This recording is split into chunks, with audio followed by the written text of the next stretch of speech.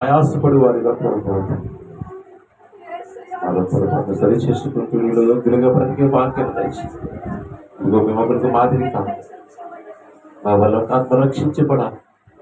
ఇదిగో మా వల్ల నరకానికి వెళ్ళకూడదు, పరలోకానికి అటువంటి ధన్యత ప్రతి ఒక్కరికి దయచేసి కీర్తన గ్రంథము 100వ అధ్యాయము శాంతి చదువుతాను.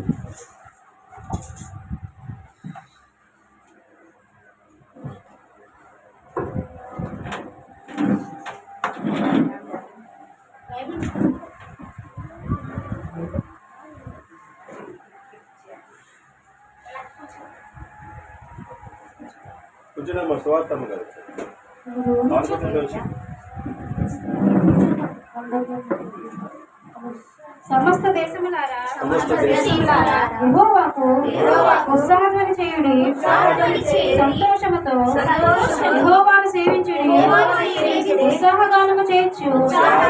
ఆయన సన్నిధికి రండి, యెహోవాయే దేవుడని తెలుసుకొనుడి.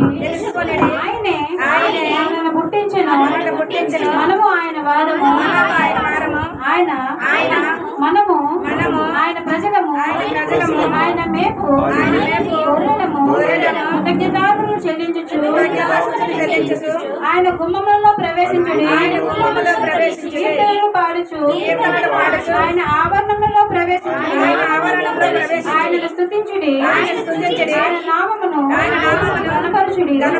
యెహోవా దయాళుడు, ఆయన కృప నిత్యముండును, ఆయన సత్యము తరతరములుండును.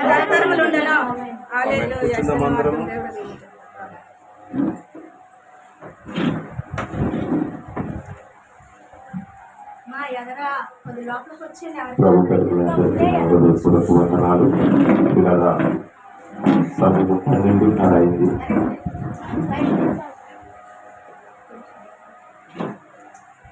సమయం 12:30 అయింది కూడా, 26 నిమిషాలు అయింది. మరి యొక్క అరగంట పాటు దేవుని యొక్క వాక్యాన్ని మనం ధ్యానం చేసుకుంటాం. ముందుగా మరి గత ఫిబ్రవరి నుంచి నా ఆరోగ్య పరిస్థితి ఏమీ బాగోలేదు. నా ఆరోగ్య పరిస్థితి ఏమీ బాగోలేదు. చిన్న యాక్సిడెంట్ అనేక అనర్థాలకు దారితీసినట్టుగా, ఆ యాక్సిడెంట్ ద్వారా ఓవీరు అవినందుకు నన్ను చనిపోవడం మీద ఒక లెగ్మెంట్స్ కట్ అయిపోయింది. ఆపరేషన్ జరిగింది. దాంతోపాటు పచ్చకావలు, దాంతోపాటు లివర్ ఫ్యాట్, ఈ 3 కలిసి నన్ను ఎంతో దుఃఖానికి బాధకు కారణంగా చేస్తాయి. ఇది దేవుని కృప మాత్రమే అనుకుంటాను. ఎందుకంటే ఈ ఇన్సిడెంట్ జరగకపోతే నాలో ఉన్న జాండీస్ తెలిసేది కాదు. అవి ముదిరిపోయి శరీరం పచ్చబడిపోయి లివర్ ఎక్కువైపోయి మరి అనర్థాలకు దారి తీసేవాడిని తెలియదు. కానీ దేవుని మన కృపను వెంటాడుతుంది. కాబట్టి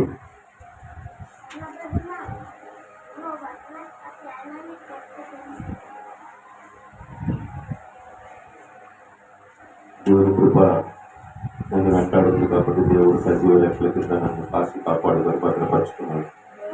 మరి యొక్క గుడ్ ఫ్రైడే ఈస్టర్ ఆరాధనకు మీరందరూ కూడా చక్కని సహకారం అందించినందుకు దేవుడు మిమ్మల్ని విస్తారముగా దీవించుగాక.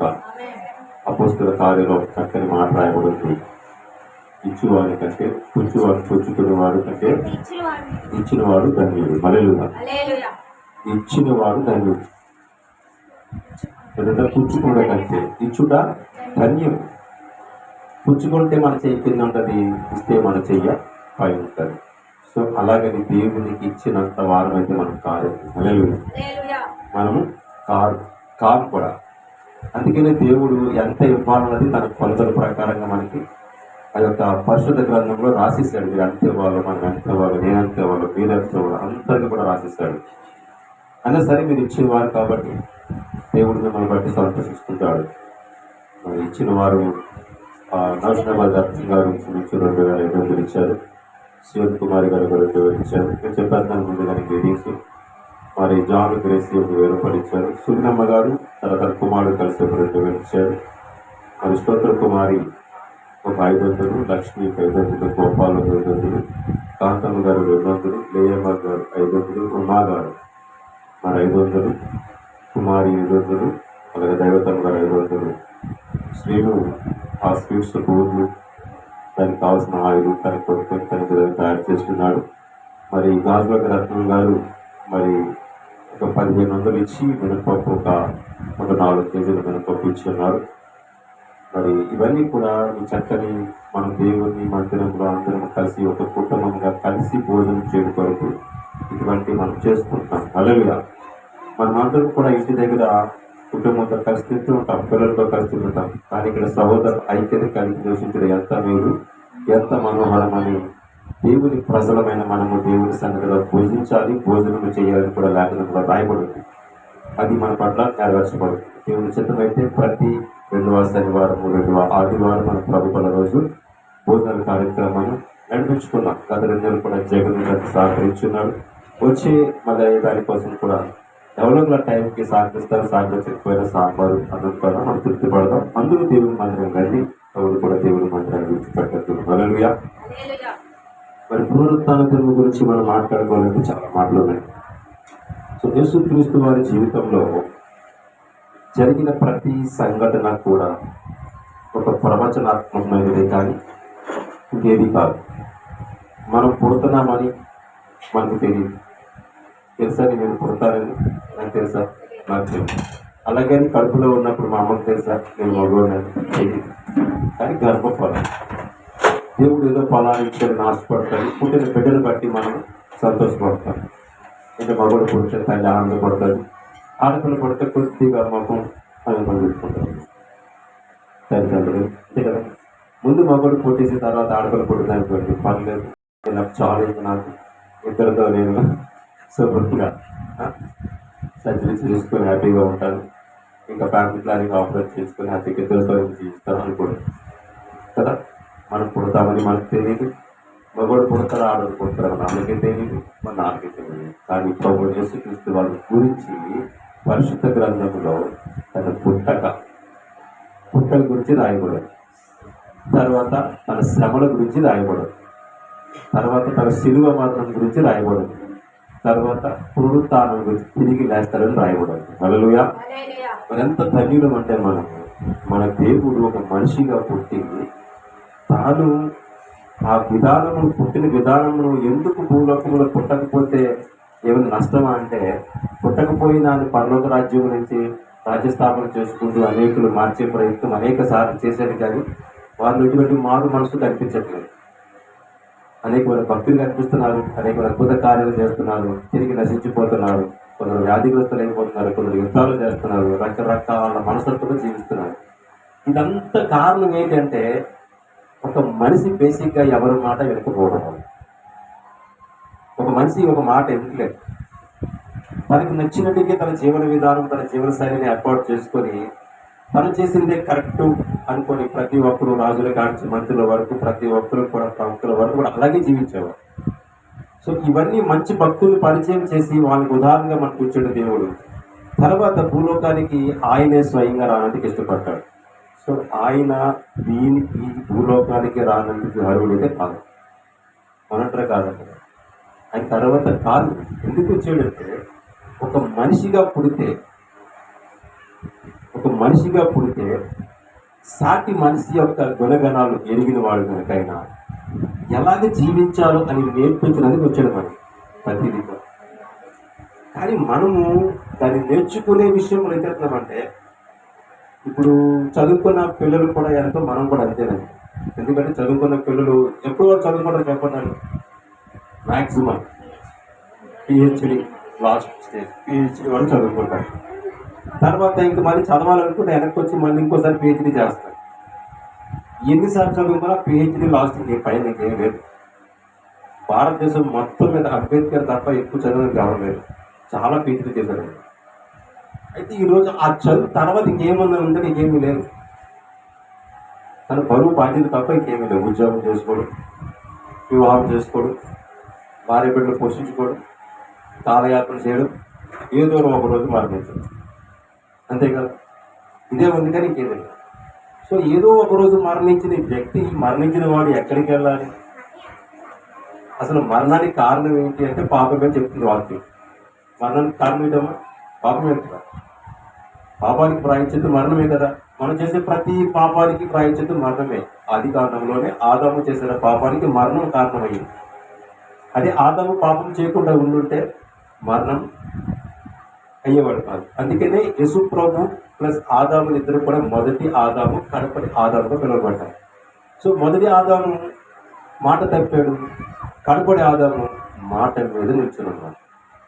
నిల్చుని ఈరోజు సార్వత్రిక ప్రపంచానికి ఆయన ఒక దేవుడిగా, ఒక మార్గదర్శకుడిగా, ఒక ప్రేమను చూపించేవాడు. అన్ని తత్వాల్లో కూడా ఆయనను నిరూపించుకోగలిగాడు, రుజువు చేసుకోగలిగాడు. ఈరోజు ఈ రుజువు చేసుకున్నాడు కాబట్టి ఈరోజు ప్రపంచంలో అనేక మంది పాపులు మార్చబడుతున్నారు. ఏ విషయంలో తగ్గిపోయాడు చెప్పండి. ఆయన ఎక్కడా కూడా, ఆయన అన్నాడు తీర్పులోకి వెళ్ళినప్పుడు కూడా ఎక్కడ కూడా ఆయనకు అవకాశం లేదు. అంటాడు, నాలో పాపం ఉన్నదని మీలో ఎవరైనా రుజువు చేయగలరా? చూడండి, ప్రపంచానికి ఛాలెంజ్ చేయని మాట ఇది. రాజులకి అర్థం కాలేదు, అక్కడున్న శాస్త్రుల పరిశీలికి అర్థం కాని మాట, శిష్యులు కూడా అర్థం కాని మాట. శిష్యులు అంతవరకు తనతో జీవన విధానం ఏదో నడుస్తున్నారు వెళ్తున్నారు, కానీ తను మరణించినంత వరకు కూడా దేవుడు అన్నది కూడా గ్రహించలేకపోయింది. దేవుడు అని కూడా అంటే బ్రతికినంత కాలం ఏదో ఒక పేరు కోసం, ఒక రాజకీయ నాయకుడి పక్కన మనం తిరిగితే మనకు ఎలాంటి పేరు వస్తుందో అలాగే శిష్యులు కూడా అదే అపోహలో తను వెంబడించారు. కానీ ఆయన మరణించిన తర్వాత యేసుక్రీస్తు యొక్క తన యొక్క ఉద్దేశాన్ని గ్రహించి తర్వాత వాళ్ళ జీవితంలో మార్పులు తెచ్చుకొని మారుమూల ప్రాంతాలకు వెళ్ళి స్వాతంత్ర ప్రయత్నం చేశారు. హల్లెలూయా. ఈరోజు అనేక సంవత్సరములు బట్టి మనం తెలుసుకొని మనం ఒక ఆత్మను కూడా రక్షించలేకపోతున్నాం. ఈ ఆత్మను రక్షించలేకపోతే ఈ ఆత్మను ఎక్కడి నుంచి వచ్చేయండి? మనకు మనం ప్రశ్న చేస్తున్నాం, అంతే కదా. గాలి పుట్టింది, చూడండి మామిడికాయలు ఏరుకున్నాడు, గాలి పడుకుని కాయలు బాగా పండుకొని కాయలు పడిపోతాయి, ఇవన్నీ ఏరుకుంటాడు కదా. అలాగే మనం అందరూ సమకూర్చబడ్డాం తప్ప మనం ఆత్మను రక్షించే భారం అయితే ఎవరికి లేదు. సో కాపుడు ఉన్నాడు, మన పైన యజమానుడు ఒకడు ఉన్నాడు, దేవుడు. ఆయన మాటలు వింటున్నాం, కానీ ఆయన కొరకు చేయవలసిన పనులు మనం చేయలేదు. ఆయన అదే మాట మీద లేఖనములు నెరవేర్చుడికై క్రీస్తు లోకానికి వచ్చాడు. లేఖనములు నెరవేర్చుడికై శ్రమను అనుభవించాడు. లేఖనములు నెరవేర్చుడికై ఆయన శిలువ మరణం అయ్యాడు. లేఖనములు నెరవేర్చుడికై తిరిగి పునరుత్థానం లేచాడు. అంటే ప్రతిదీ కూడా పైన ఒక ఆజ్ఞ ఉంది కదా, దాని మీద బేస్ అయ్యి ఉన్నాం. ఈరోజు మనము దాని మీద బేస్ అయ్యి ఉన్నామని ఆలోచించుకుంటే మనకు కూడా పునరుత్థానం ఉంటుంది. ఆయన అది ఒక్కడే లేస్తారని చెప్పలేదు, ఆయనతో పాటు మనం అందరము లేపబడతామని చెప్పాడు. ఆయనతో పాటు మనమందరం కూడా లేపబడతాం. ఆయన మరణించిన దినం చూసే సమాధులు బద్దలయ్యాక అనేక ఆత్మలు అంతవరకు ఎక్కడ ఉన్నాయి? భూలోకాన్ని, పాతాల్లోకాలు ఉన్నాయి, ఇంకా ఉన్నాయి, ఇప్పటికీ ఉన్నాయి. ఆయన రెండో రకంలో వస్తాయి, బయటకు వస్తాయి. ఇప్పుడు అప్పటికి మనం కాలు సిద్ధపడి ఉంటే మనం చచ్చిపోయిన పాతాలలో ఉంటాం, కిందనే ఉంటాం, పైకి వెళ్ళిపోమంటే పైకి వెళ్ళిపోం. యేసుక్రీస్తు వారు ఒక్క మాటలో డైరెక్ట్గా తన తండ్రి చంద్ర కూర్చొని ఏమాట చెప్పండి, తండ్రి నా ఆత్మను మీ చేతికి అంటే ఎక్కడికి వెళ్ళిపోయింది ఆత్మ అంటే మనం అనగలమా? మనకి స్కోప్ లేదన్నమాట. ఎక్కడ కూడా నేను చచ్చిపోతే నేను యేసు ప్రభు దగ్గరికి వెళ్ళిపోతాను, పరలోక రాజ్యం ఆయన స్థానంలో కూర్చుంటానని మనం అనలేము. కారణం ఏంటంటే మనము గ్రహింపలేదు. మనలో జీవితంలో ఏదో వచ్చాము, ఏదో 4 మాటలు విన్నాము, ఇంటికి వెళ్ళిపోయాము, వండుకొని తినేసాము, పడుకున్నాం అనుకున్నాం, కానీ రాబోయే దాని గురించి ఎవ్వరికి కూడా ఆలోచన లేదు. హల్లెలూయా. జరగబోయే దాని గురించి ఎంత కూడా మనకు ఆలోచన లేదు. మనకు నచ్చినట్టుగా ఈ లోకంలో చాలా మంది క్రైస్తవులుగా బ్రతుకుతున్న ప్రతి ఒక్కరు కూడా నాతో సహా నాకు నచ్చినట్టుగా బ్రతకాలి అనుకుంటున్నాను తప్ప దేవునికి నచ్చినట్టుగా బ్రతకాలని ఎప్పుడు కూడా మనం ఆశపడట్లేదు. మనం ఏ క్రైస్తవులు మనం కలుసుకుంటే ఏ క్రైస్తవులు మనం ఒక ప్రసంగాన్ని తయారు చేస్తున్నాం. అందులో ఒక భాగం చెందిన వాళ్ళు కొందరు ఉంటారు, ఒక భాగం చెందిన వాళ్ళు నేను ఉంటాను, కొన్ని భాగాలు చెందిన వాళ్ళు మీరు ఉంటారు. అంటే ఆ ఉన్న ఆ 4-5 సబ్జెక్టులోని మనం ఏ క్రైస్తవులు అనుకున్నాం ఐదో పాలు మనం కానీ నిజమైన క్రైస్తవులు అయితే మనం నిజమైన క్రైస్తవులుగా మారే ప్రయత్నం చేస్తున్నాం. కానీ మన మీద ఉన్న బాధ్యతలు, భారములు బంధుత్వాలు, ఆర్థికమైన పరిస్థితులు, అనారోగ్య సమస్యలు నిజమైన క్రైస్తవుడిగా జీవించడానికి ముందుకు వెళ్ళగొట్టాడు. మనం ఆస్తుంది నెరవేర్చుకునే మార్గం దొరకట్లేదు. సత్యంగా బ్రతకాలనుకుంటున్నాం, బ్రతికే సమయంలో ఏదో విధంగా పడిపోతాం. ఎందుకు? మనకు సపోర్ట్ లేదు. మనం దేన్ని బేసిక్గా తీసుకున్నామంటే లోకంలో ఎవరినో బేసిక్గా తీసుకున్నాం తప్ప మనం నడిపించేవాడు ఆయన ఉన్నాడు, సృష్టికర్త. ఆయన మనం ఆధారంగా చూసుకోగలిగితే మనం ఏదైనా సాధించగలము అన్న ఒక్క మాటను మర్చిపోతున్నాం మనం. అందుకే మన ఇష్టానుసారంగానే బ్రతుకుతాం. క్రైస్తవులకు నిజంగా ఇది చాలా అద్భుతమైన పండుగ, చాలా అద్భుతమైన పండుగ. దీన్ని సమాధుల పండుగ అని రాత్రికాల సమయంలో ఇవాళ తెల్లవారుజాము చాలా మంది సమాధుల దగ్గరికి వెళ్తుంటారు, సమాధుల దగ్గరికి వెళ్తుంటారు. ఏమంటే చాలా మంది దానికని మత్తయి సువార్తలో మాట రాయబడింది. 28వ అధ్యాయం తీశారు 6వ వచనం. మత్తయి సువార్త 28వ అధ్యాయం 6వ వచనం చదువమ్మా. ఎవరట? యేసు ప్రభువుని సిలువ వేసి మరణించిన తర్వాత ఒక అద్భుతమైన ఒక సమాధి ఆయన కొరకు ప్రత్యక్షించబడిన సమాధులు ఆయన పెట్టిన తర్వాత శనివారం అంతా, రాత్రికాల సమయం అంతా, ఆ యొక్క శుక్రవారం మధ్యాహ్నం 3 గంటల తర్వాత ఇంచుమించు 4-5 గంటలకి ఆ సమాధి ప్రాంతంలో యేసు ప్రభువుని తీసుకెళ్ళి పెట్టుంటే లోపల పెడితే ఆ రాయిని భారం కలిగిన ఆ యొక్క సమాధిలో ఎప్పుడు కూడా ఎవరు కూడా లేని సమాధి, కొత్తగా సమాధి, ఒక చక్కని అధికారం కోసం ఏర్పడుతున్న సమాధి. ఆ యొక్క సమాధిలోని యేసు ప్రభువుని పెట్టినప్పుడు రాయిని కూడా మూసేసి దానికి చైన్లు వేసి బంధించేశారు. ఎందుకంటే ఆయన వచ్చేస్తారని నేను నమ్మకం. అయితే ఆయన వచ్చేసాడు. ఆయన వచ్చే ముందు ఒక దేవదూత వచ్చి ఆ రాయిని పక్కకు తోసేసి పక్కన ఆ రాయి మీద కూర్చోండి. సమాధి ముందు ఉండిన రాయి దొర్లింపబడి ఉండుట చూచి లోపలికి వెళ్ళింది, కానీ ప్రభు అయిన యేసు దేహం, మన దేవుడు సజీవమైన వాడు అని రుజువు, సజీవుడు అయిన వాడిని. ఈరోజు చాలా మంది అంటున్న మాట ఏంటంటే యేసుక్రీస్తు గుడ్ ఫ్రైడేలో చనిపోయిన తర్వాత చాలా మంది సమాధి దగ్గరికి వెళ్తుంటారు. చాలా మంది. ఇక్కడ వాక్యం ఏమి రాయబడింది? ఆయన అక్కడ లేడు. లేనప్పుడు ఎందుకు వెళ్ళను చెప్పండి ఒకసారి. ఎక్కడున్నాడు ఆయన?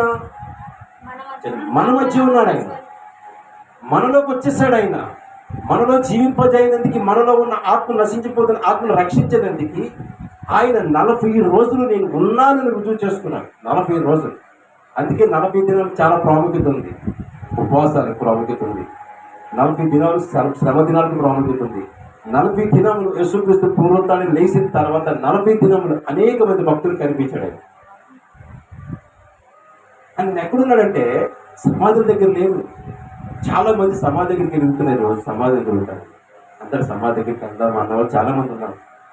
ఆయన ఎక్కడున్నాడంటే సమాధి దీనికే సమాధులు మనం పెట్టిన మనం అక్కడ ఉన్నాం. మనం ఉంటామా చెప్పండి? ఒక వారం 10 రోజుల తర్వాత మన ఎముకలన్నీ, మన శరీరం అంతా, మాంసం అంతా క్షీణించిపోయి పురుగు పట్టేసి మట్టిలో కలిసిపోయి ఎముకలు ఉంటాయి ఉంటే ఇంక తప్ప ఇంకేం ఉండవు. కానీ ఆ సమాధి దగ్గరికి వెళ్ళి మనం ఎంతో మేకప్లు చేస్తుంటాం. లోపల ఏంటంటే బయటికి సున్నం కొట్టిన సమాధిని పోలి ఉన్నాం, అంతే కదా. మన లోపల ఏముంది చెప్పండి? సేమ్ అదే ఉంది. మన లోపల జీవ వాక్యం లేదు. ఆ సమాధితో సమానంగా మనం పోల్చడం లేదు. అంటే మనం కూడా అదే పరిస్థితిలో ఉన్నాం.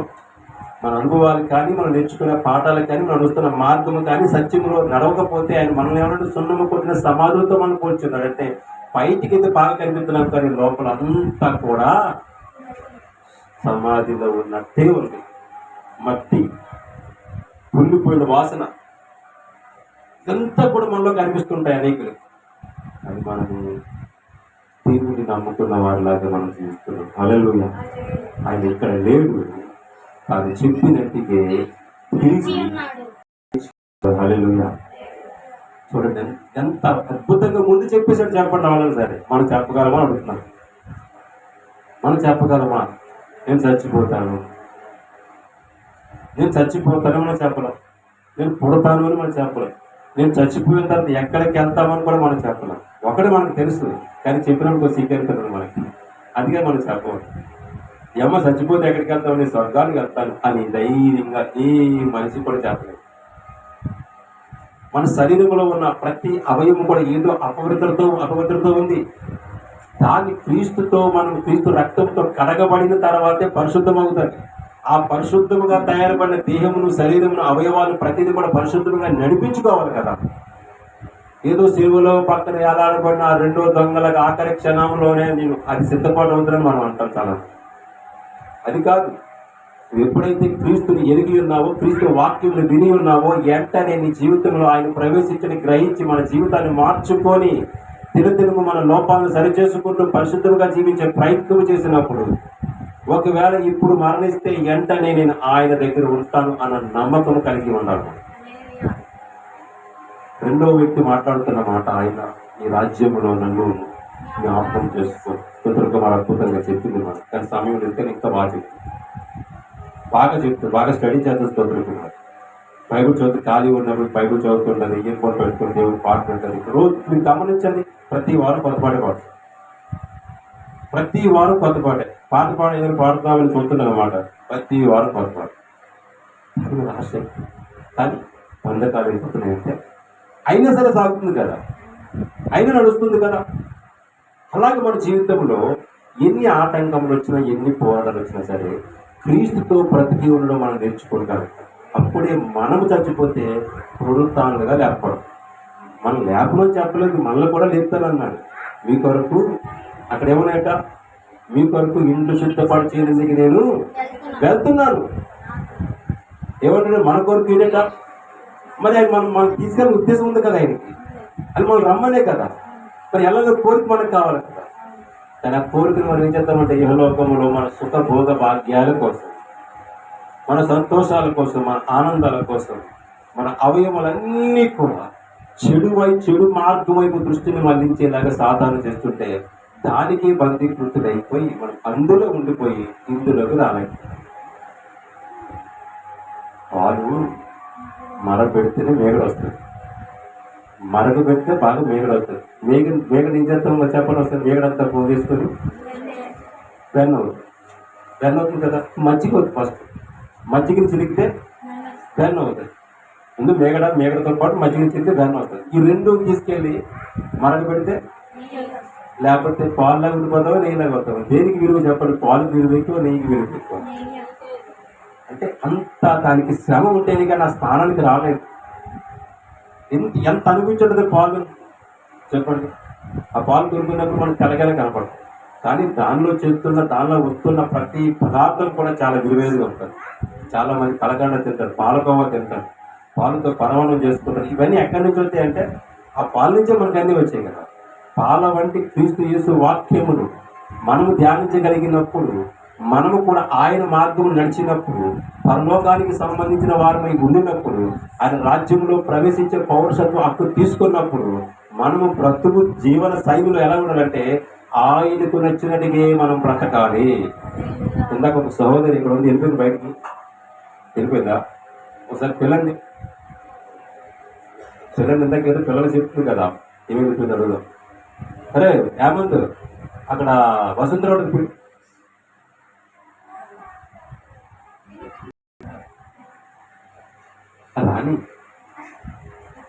రాని బయటకు. సరే చూడండి, రెండో వాక్యం చూసుకున్నాము. ఇంచుమించు పునరుత్థాన దినం గురించి అనేకమైన వాక్యాలు మనం చదువుకోవచ్చు, కానీ మన దగ్గర అయితే సమయం ఉండదు. ఒక అరగంట అయిపోతే ఏమ్మా బయటికి వాటర్ ఇంచోపు తాగుతున్నావా, రమ్ములపై ఖాళీ చేసేస్తే మన తర్వాత భోజనం లోనికి వచ్చేయము. ఇందాక పిల్లలకి ఏదో నీకు చెప్పుకోమంట, అందుకే నీ పిల్లలు మాట వింటారు. అది వెళ్ళిపోయినప్పుడు నీకు ఆ జనరల్గా చూసావా, ఎప్పుడు వస్తావు నా పెళ్ళి అయిపోయిన తర్వాత? అదే చదవాలమ్మా.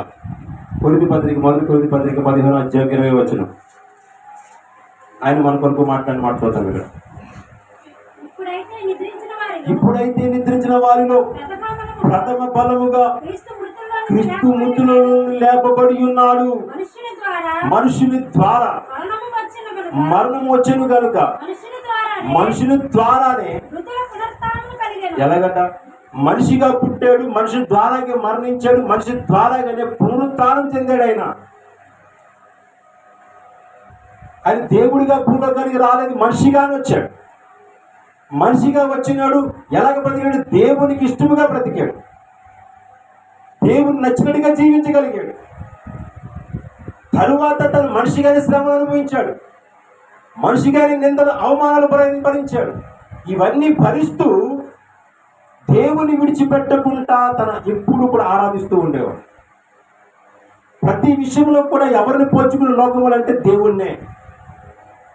ఆ తండ్రి చిత్త ప్రకారం అన్నాడు ఆయన. ఏమనంటే, మా అమ్మ పేరు చెప్పలేదు మరియమ్మ గారి గురించి, ఆ నాన్న పేరు చెప్పలేదు యేసేపు గురించి, తన కింద నలుగురు సహోదరుల గురించి మాట్లాడలేదు ఆయన. ఏదైనా అయితే నా తండ్రి చిత్తము నెరవేర్చని వచ్చాను. ఈయన ఇక్కడ ఉండగా ఈ తండ్రి ఎవరంటే యేసేపు అనుకో. చాలా మంది నన్ను పైనుంచి పంపిన వాడు నాకు ఒక కర్తవ్యాన్ని అప్పచెప్తాడు, దాన్ని నెరవేర్చే బాధ్యతలో ఉన్నాను. ఇంకా ఆయన అంటాడు, మీ రాజ్యం ఎక్కడ ఉందంటే, ఆయన అంటాడు, మీ రాజ్యం ఎక్కడ ఉందంటే, నా రాజ్యము ఈ భూలోకానికి సంబంధించింది కాదు అంటాడు. ఈయనకేమన్నా అనుకుంటారు, ఈయనకేమన్నా మతిస్థిమితం అయిందేమో. ఆయన మాటలు ఎప్పుడు అర్థమయ్యేట? సిలువలో ఏలాడబడుతున్నప్పుడు బరబ్బా కూడా అర్థమయ్యేది. ఒక దొంగ కన్నీళ్లు కార్చుకుంటూ ఏడ్చుకుంటూ పైకెట్టి వచ్చి అంటాడు, అయ్యా ఆ సిలువ నాకేయండి, యేసుక్రీస్తు వద్దు, ఆ సిలువ నాకేయండి. ఆయన నీతిమంతుడు, యథార్థవంతుడు, ఏ పాపము చేయని వాడు, ఆ సిలువ నాకేయండి అని వచ్చే లోపల ఆయన వెంటనే సిలువలో ఎలాగబడి ఉంటాడు. బరబ్బా కూడా మారుమని చెందాడు. ఆ పక్కనున్న సిలువలో ఏలబడు దొంగ కూడా మారుమని చెందాడు. కానీ మారు మనసు పొందేమో చెందేమని మనం అనుకుంటున్నాం, కానీ ఇంకా భ్రమలో బ్రతుకుతాం అనిపిస్తుంది అన్నమాట. అంటే ఎలా ఉన్నామంటే, క్రీస్తుతో నడుస్తూ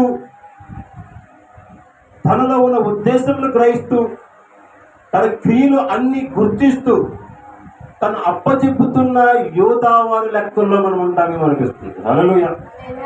అంతే కదండి, అంతేనే కాదా? సేమ్ మనకి యోధాకి ఏం తేడా లేదు. ఏంటండి యోధాకి మీకు తేడా లేదంటారు? నేను కూడా చెప్తున్నాను.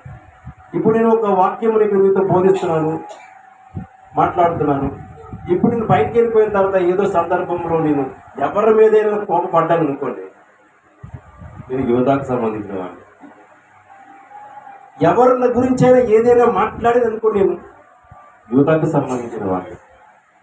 ఏదైనా పాపము చేసేది అనుకోండి, నేను యూదాకి సంబంధించిన వాడు.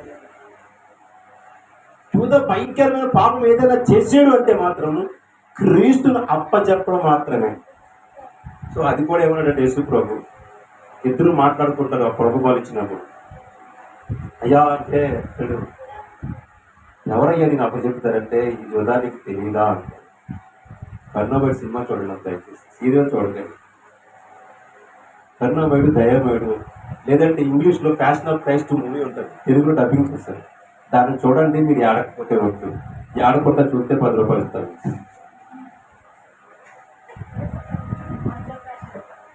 ఆడకుండా ఉంటే 10 రూపాయలు. ఎక్కువంటే ఈరోజు అందరూ స్కూల్ కూర్చుంటారు, అందుకని. నీకు తెలీదా యోధా అంటే ముందు చంపరించిన మాటకి అంటే ఆ స్థానంలో నేను ఉన్నానే అనిపించింది ఆ రోజున. మాట్లాడుతున్న మాటలు చూస్తే ఆ ప్రదేశంలో నేను ఉన్నానేమో, యూదాలాగా ముసుకేసుకొని బ్రతుకుతున్నానేమో ప్రభు అని. ఇంకా ఏమైనా యూదాన్ని పోల్చుకొని ప్రార్థన చేసుకోవాలి మనం. అలాంటి వాడిగా నేను ఉండకూడదు, పేతురులాగా పొక్కేవాడిగా ఉండకూడదు, యోహానులాగా ప్రేమించేవాడిలాగా ఉండాలని కోరుకోరు. హల్లెలూయా. అలాగే యోహానులాగా ప్రేమించేవాడిలాగా మనం ఉండాలి. అలాగే బ్రతకడానికి ప్రయత్నం చేయాలి మనం. చదువు వాక్యం. ఆదామునందు మృతులు. 1 తిమోతి పత్రిక 3:16.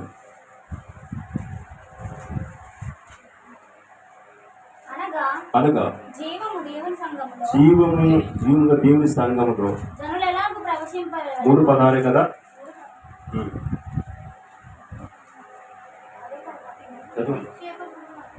నిరక్షేపముగా దైవ భక్తిని గూర్చిన మర్మము గొప్పదని ఉన్నది.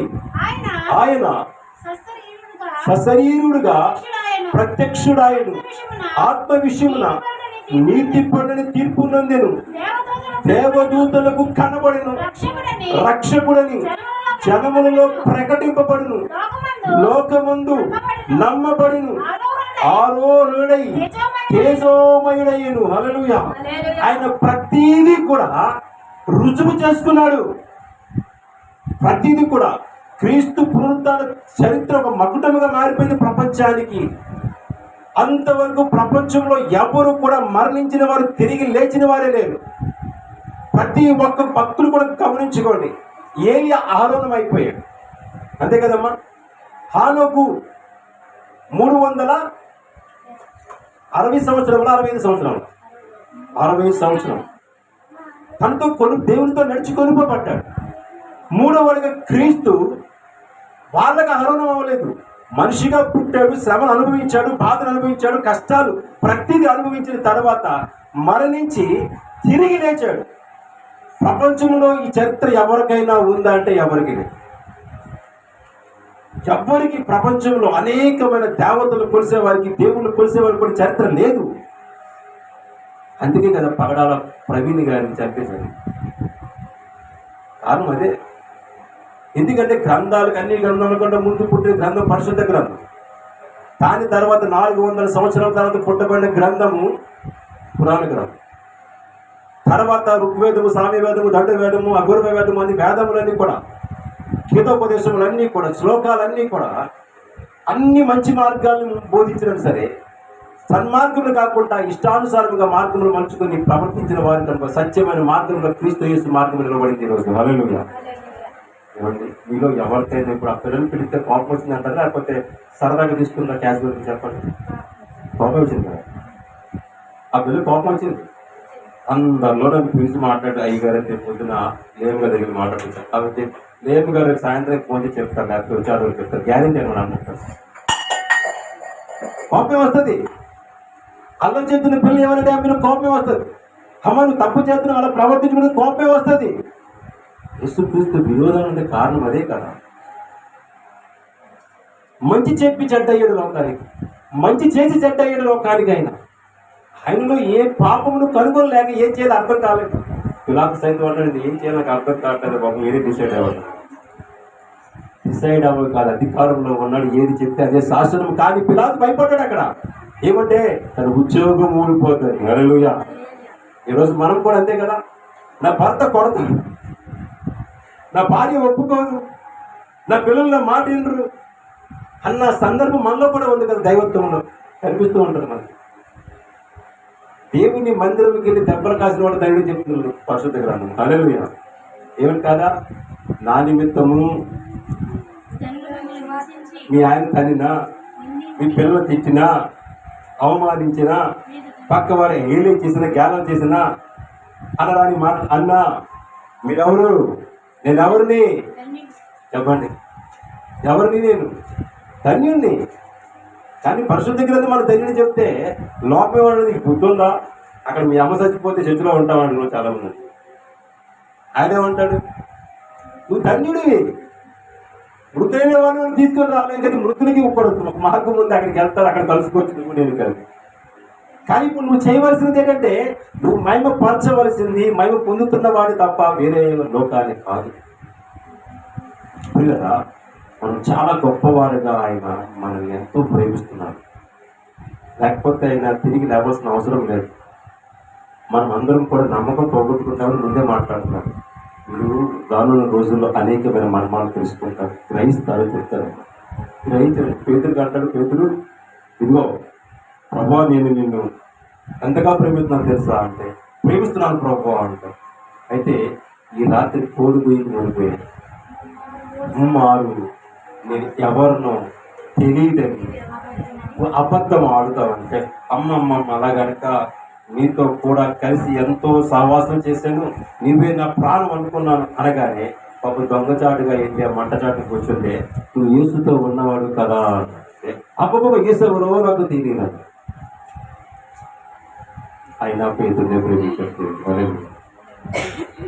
అయినా పేతుడినే ప్రేమించాడు దేవుడు. అంటే అందుకు పేతురు నీ విషయమై అందరూ అభ్యంతరము పడినను యేసు నీ గురించి అందరూ కూడా అనేక రకాలుగా మనసులో మనోభావాలు ఉన్నను, నేను ఎప్పుడు కూడా నీ గురించి అభ్యంతర పడను. పెదవుల నుంచి వచ్చిన మాట, హృదయం నుంచి వచ్చిన మాట కాదు.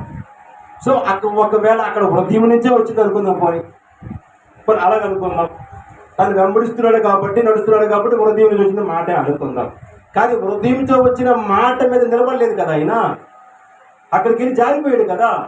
ఆ మంట దగ్గర కూర్చొని ఏసేవారు నాకు తెలియదా చూచి ఈ రాత్రి ఆ కోడి పూయికి మునిపి యేసు ఎవరో తెలియదు. మనకు కూడా కదా, అందులో మనం ఉన్నామని పరిశీలించుకున్నామా? మనకు బాగా కోపం వచ్చేస్తే యేసు ఎవరో మనకు తెలుస్తుందా? మన నోటంటే దుర్భాషితుడు యేసు ఎవరో మనకు తెలుస్తుందా? చెప్పండి. మన సెల్ ఫోన్లలో తీస్తున్నప్పుడు, ఆ యూట్యూబ్లో కానీ ఫేస్బుక్లో కానీ ఇప్పుడు ప్రోగ్రామ్స్ వచ్చినప్పుడు యేసు క్రీస్తు వారి ఫోటో తర్వాత ఒక సినిమా ఫోటో వస్తే చూసి చాలా బాగుంటుంది. యేసు ఎవరో తెలుస్తుందా? చెప్పండి. సీరియల్ కాన ఒక మంచి బాగా నడుస్తుంది అనుకోండి, ఆ టైంలో ఎవరైనా డిస్టర్బ్ ప్రాణం పోతుందని భయం ఉండదు మనిషికి, సీరియల్ పోతుందని భయం ఈరోజు లోకంలో జనాలు. ఏసేవారు మనకు తెలుస్తుందా? చెప్పండి. తాగుబోతు ఏసేవారు తెలిసేపోయి తెలీదు. ఒకరు తెలిస్తే తాగడు కదా. ఆయన అన్నాడు, ఈ రాత్రి కోడికి పూయకు మునిపే ముమ్మారు యేసు ఎవరో ఎరగరంటావంటే నువ్వు నిలకలేని జీవితంలో ఉన్నావురా నాయన. మందు సాపుకి వెళ్ళినప్పుడు తాగుతున్న ధైర్యంగా తాగుతున్నప్పుడు 10 మందిని చూస్తున్నప్పుడు నువ్వు ఎవరు పెట్టవో అని ఒకసారి గ్రహించుకో. సినిమాలు సీరియల్ చూస్తున్నప్పుడు నీతో ఎవ్వరూ లేరు, నువ్వు ఒక్కడే టీవీ ముందు కూర్చున్నావంటే నువ్వు యేసుని అవమానపడుతున్నావు గమనించుకో. నీ నోటి దుర్భాషలు మాట్లాడినప్పుడు నువ్వు ఎవరి విలువను పాడు చేస్తున్నావో గమనించుకో. మనం ఏది పెట్టి కొనబడ్డాం? చెప్పండి. ఏది పెట్టి కొనబడ్డాం? ఆయన విలువ పెట్టి కొనబడిన వారు మనము. మనం జ్ఞాపకం చేసుకోవాల్సింది లోకంలో ఉన్న ఇవన్నీ కాదు, దేవుని జ్ఞాపకం చేసుకుంటూ ఉంటేనే, ఆ వాక్యం నీ హృదయంలో పరిపూర్ణంగా ఉంటేనే రేపు నువ్వు పునరుత్థానంగా లేకపోతావు, లేకపోతే లేచే అవకాశం ఉంటుంది.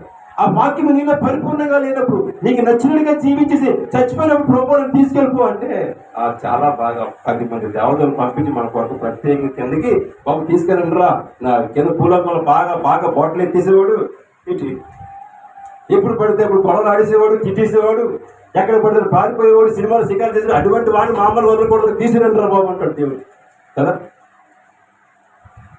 ఎవరు తీసుకెళ్ళాడు దేవుడు దేవతలను పంపి చెప్పండి? అది కూడా బైబిల్ గ్రంథంలో ఉంది. ఎవరిని? లాజరుని. ఎవరిని పంపించాడు? దేవదూతల్ని. రే బాబు వెళ్ళండి రా, అది ఈరోజు విడుదల వచ్చేసింది, విముక్తి కలిగింది. ఇంకా ఎన్నాళ్ళు అనుభవించిన దారిద్ర్యం మొత్తం ఈరోజు పోయింది. ఇప్పుడు ఇంకొకడు ఉంటాడు చూసావా, ఆడు చూడండి. లాజరు చూపిస్తే అవతలకి చూపించాడు. భూలోకంలో సుఖ భోగాములు అనుభవించిన వాడి పరిస్థితి అలాగుంది. కష్టము, బాధ, తిండి లేక, గుడ్డ లేక, వస్త్రము లేక, ఒంటి నిండా అనారోగ్యం పాలైపోయిన వాడు బ్రతుకు పరలోక రాజ్యంలో. హల్లెలూయా. మనం దేనికోసం అంటే అది అక్కడ 2 ఉదాహరణలు ఎందుకు పెట్టాడు దేవుడు అంటే, ఒక దీనస్థితిలో ఉన్నవాడిని ఒక సంపద ఎందుకు పరిచయం చేశాడు దేవుడు అంటే, మనం దీనికోసం పరిగెడుతున్నాం కాబట్టి. నీతి కోసం ఆకలి తప్పులు కలవారు ధన్యుడు. దేనికోసం కదా? దేవుని రాజ్యం ఆడితే దేవుని చూస్తారా? దేవుని రాజ్యం ఎవరిది? అది దేనికోసం కోరే నీ దగ్గర ఉంది. ఇంత తింటున్నావు, ఒక రొట్టె ఇచ్చి కదని కూడా అడగలేదు, అడగనందుకు కూడా అడుగు కాదు. అడుసొమ్ము కదా. ఎవరి సొమ్ము? అడుసొమ్ము అడగనందుకు అర్హత లేదు, అడగలేడు. అయ్యా నాకు ఆకలేదు, ఒక రొట్టె పెట్టమని అడిగితే ఎవరు పంపిడా పోరా అంటాడేమో భయం. అది కూడా భయం ఉండే ఉండొచ్చు. అంత దీనత్వం మనసు కలిగి నా కన్నులు ఆ కాస్తున్న వైపు ఆ దౌర్భాగ్య జీవితం ఈరోజు ఆ జీవితంలో మనం అందరం ఉన్నామండి. హల్లెలూయా. పేరుకు మాత్రం దేవుని సన్నిధిలో కొంచెం ప్రార్థన చేస్తున్నామేమో, కానీ మనసు చాలా కఠోరంగా ఉంది, ఘోరంగా ఉంది, పాపంతో నిండి ఉన్నది. చచ్చిపోతే దేవుడు కావాలి. హల్లెలూయా. బ్రతికున్నప్పుడు అనేక అవసరాలు కూడా దేవుడు కావాలి. వాక్యం మనలో పరిపూర్ణంగా ఉండదు. పోనీ ఏ రోజు చచ్చిపోతామో మనకు తెలియదు. అందుకే తెలియకుండా చేశాడు దేవుడు. దానికన్నా భయపడి ఏమైనా లోపడి ఉంటారేమో, అంతే కదా. నువ్వు రేపు చచ్చిపోతావంటే ఈరోజు అన్నీ నాకు రెడీ చేసుకోండి. అతను కూడా పరిచయం చేశాడు ఒక అతన్ని, ఎవరైనా ధనవంతుని, ఏమన్నా లోకసభ ప్రధాన చెప్పు. అతను పడుకొని విస్తారమైన పంటగా దీన్ని ఎక్కడ దాయాలని చచ్చిపోయి ముందే శుభ్రంగా దాచుకొని ఈ శుభ్రంగా తినేసి అక్కడ ఇక్కడ నిద్ర కట్టేసి బతికున్నంత కాలం నేను నా పిల్లలు తినేద్దామంటే చక్కగా వచ్చి మాట్లాడుతుంటే నాకు మంచి ఆలోచనే కదా. ఈ రాత్రి అన్నది, బట్ ఈ రాత్రి అన్నది మనకు కూడా సంబంధించింది. హల్లెలూయా. ఈ టే అన్నది మనకి సంబంధించినది. ఒకవేళ మనం చచ్చిపోతే వెళ్ళవలసిన ప్రదేశంకి వెళితేనే మనం పొందుతాను, వెళ్ళకపోతే కాదు, వెళితే. ఎందుకంటాడు, ఇదిగో నా ఆత్మను పంపించిన ఆత్మను చేతికి అప్పగించేసి తీసుకోండి అంటే డైరెక్ట్గా ఆయన దగ్గరికి వెళ్ళిపోయినది కదా. యేసుప్రభు దేవుని కింద ఉంది కానీ ఆత్మ ఆల్రెడీ ఆయన దగ్గర చేరు. ఎంత నమ్మకంగా దేవుళ్ళు మనం జీవించాలి. తన గురించి దేవుడి చెప్పినట్టు మరొకసారి మాట్లాడుకుందాం, పూర్తిగా మాట్లాడుకుందాం. ఇది మాట్లాడుకునే సమయం అయితే చాలా నాకు తెలుసు. స్తోత్రంకు మనకి ఆలోచన అప్పచెప్పారు. నెక్స్ట్ ప్రిపేర్ అయిపోతాం పునరుద్ధరణ చెప్పేసరి. అందరూ రండి, బతికించకండి. నెలకు ఒక్కసారి వచ్చి ఆల్రెడీ ప్రేయర్ ఎందుకో ఎన్ని వంటలు, ఎన్ని సాకులు, మనకి అన్ని ఆశీర్వాదాలు. రోడ్డు ఎక్కిన కానీ ఇంటికి వచ్చిన ఆశీర్వాదం ప్రతిదీ దేవుడే. దేవుని మందిరంలో తినగలకుండా చచ్చిపోతాం, ఏడు చేస్తాం, కందిని గారి చేస్తాం, నలిగిపోతుంటాం. నేను అనుకుంటాను ఇక్కడ కూర్చుందని చెప్పి నా బట్ట కలిసిపోతుంటే నేను 100% అయితే పనులకు రాసిన అంతా చెప్పలేదు, కానీ 50-50 బ్యాలెన్స్లో ఉన్నాను. ఈ తడిసి అనుభవం అంటే మన నరకానికి ఎంత కొద్దిగా గులాబులు కూడా భరించాను కదా, ఇదన్నా కొద్దిగా సపోర్ట్ చేస్తుంది నాకు అనుకుని బాధపడుతుంటాను నాకు. అంతే కదా, చెమటలు పడుతుంటే మీలాగా నా ఇంటికి వెళ్తే నా పరిస్థితి మీకు తెలుసా? ఇంటికి ఎలాగ డోర్ చేసి అంటి చేస్తారు తెలుసా మీకు? కరెంటు బిల్లు గురించి కూడా ఆలోచించరు, ఖాళీ పర్వాలేదు, ఆలోచించరు. మొత్తం షర్టు ప్యాంట్ అనేది లింగి కట్టు సూపర్గా వేసి ముందు కూర్చొని పోతారు, దాంతో ఫ్యాన్ వేసేస్తారు. రూమ్ అంతా చల్లగా అయిపోయి చలి చేసే వరకు కూర్చుతారు అనమాట. తన ఫ్యాన్ అక్కడ నేనే ధనవంతులకు బ్రతకడానికి ప్రయత్నించమండి ఈ లోపల. ఎందుకంటే ఇది నా ఇల్లు కాదు, హల్లెలూయా, ఇది దేవుని ఇల్లు. నాకు నచ్చినట్టుగా ఇందులోనే ఉండలేను, ఆయనకి నచ్చినట్టుగా నేను ఉండాలి. హల్లెలూయా. నాకు కాళ్ళు పీకొచ్చు, నడుము నొప్పి రావచ్చు, నోరు గొంతుకు నొప్పి రావచ్చు, చెయ్యి బాధ కలిగించచ్చు, కానీ ఆయన దగ్గర నా వినయము విధేయత లేకపోతే ఆయన ఇంట్లో నేను కూర్చున్నాను. ఇక్కడ కూర్చున్న వాళ్ళు ఇలాగంటారు, కొందరు అలాగంటారు, కొందరు లాళ్ళకి వెళ్తారు, ఈళ్ళకి వెళ్తారు, ఎక్కలేని ప్రేమలని ఎక్కడికి వచ్చేస్తాయి. హల్లెలూయా. పిల్లల మీద ప్రేమలు ఇప్పుడే, భార్య మీద ప్రేమలు ఇప్పుడే, పిల్లల మీద మొగుల మీద ప్రేమలు ఇప్పుడే. అమ్మ నా భార్య గాలి తాగడం కొంతమంది బాధపడు. అయ్యో నా పిల్లలు ఒక్క పోచేస్తున్నారు, బాధపడిపోతున్నారు కొంతమంది. అంతే కదా, ఈ ప్రదేశంలో ఉన్న అందరికీ కూడా ఒక్క పోసినా పర్వాలేదు, భరించారు. హల్లెలూయా. దేవుడు ఇంటిలో ఉన్నాం కనుక ప్రతి ఒక్కరూ పునరుత్థానం గురించి ఒక్కసారి ఆలోచించుకుంటే క్రీస్తు మనల్ని అక్కడికి తీసుకెళ్తానని చెప్పాడు. అక్కడికి వెళ్ళనందుకు మనం ఏం చేయాలట చెప్పండి? అక్కడికి వెళ్ళదు మనం ఏం చేయాలి? అది ఎలాగుండాలి? 5 25 అధ్యాయం మత్తయి సువార్తలో 5 బుద్ధి గల కన్యకులు, 5 బుద్ధి లేని కన్యకులు పెళ్లి కుమారుడు కోసం ఎదురు చూస్తున్నట్టుగా యేసుక్రీస్తు రెండో రాకడ వస్తుందని బైబిల్ పుట్టినప్పుడు కొంచెం ప్రకటన ఉంది, పుణ్యది కాదు. పరిశుద్ధ గ్రంథం పుట్టినప్పటి నుంచి కూడా ఆయన రెండో రాకడ వస్తుంది అంటే వస్తుంది అంటే అర్థం ఏంటి చెప్పండి ఒకసారి? అంటే ఆల్రెడీ ఆన్ ద వే. కనుక ఆయన వచ్చేటప్పటికి మనం ఎలాగ ఉండాలి? నేను ఆత్మానుసారంగా సిద్ధంగా ఉన్నాను ప్రభు. ఆత్మానుసారంగా సిద్ధంగా ఉన్నందుకు మనం ఏమి నలగొట్టుకోవాలి? శరీరాన్ని నలగొట్టుకోవాలి.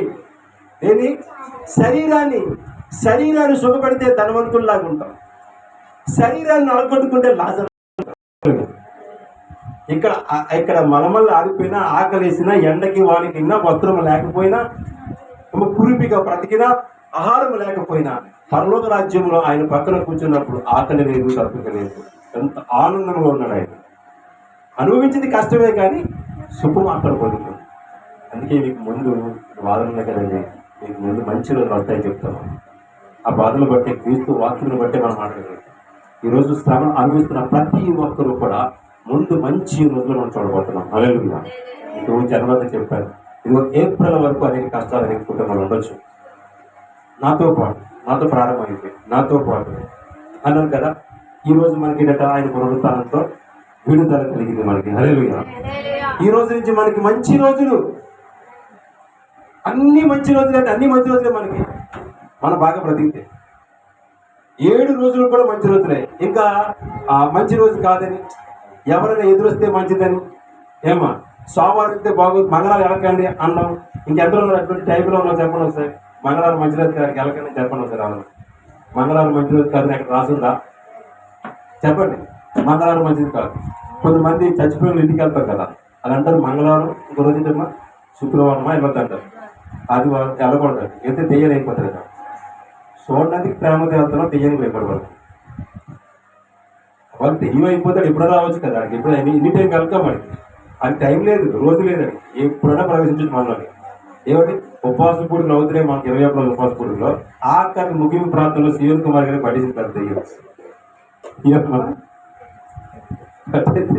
రుతాం గారు చేస్తాం, రుతాం గారు తిప్పిని నేను ఎర్రలాంటుందంటే, నీకేం పని నా కూతురుతో పోయే అంటుంది. నా కూతురుతో నీకేం పని పోయే అంటే దెయ్యంతా దేవుడు ఎందుదా. ఈరోజు ఎంతమందిలో చూసారు రుతామా అంటుంది. నోరు స్వరము దానికి అవసరం లేదు, పరిశుద్ధాత్మ శక్తి దానికి కావాలి. చూడదా, దెయ్యాల దగ్గరికి చనిపోయిన దగ్గరికి తెగి మాకు వచ్చేది క్రమమాట. పరిశుద్ధ గ్రంథంలో మొదటి అధ్యాయంలో రాయబడింది 7 రోజులు మంచిది మంచిది మంచిది మంచిది అని గ్రహించాడు దేవుడు. హల్లెలూయా.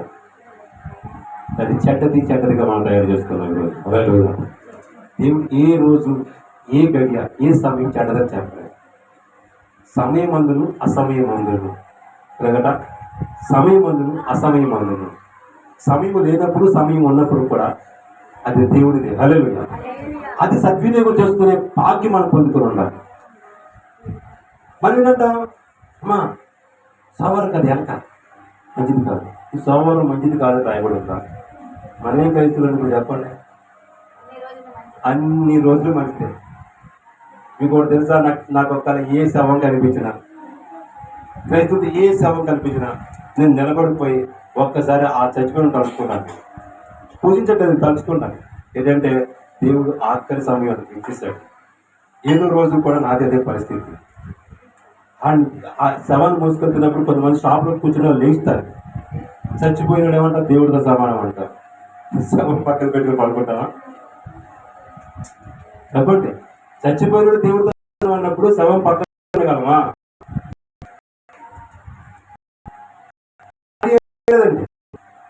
అనుకోండి, నా పక్కన మీరు అందరింటికి ఒక్కలో నుంచి చేసిపోతారేమో.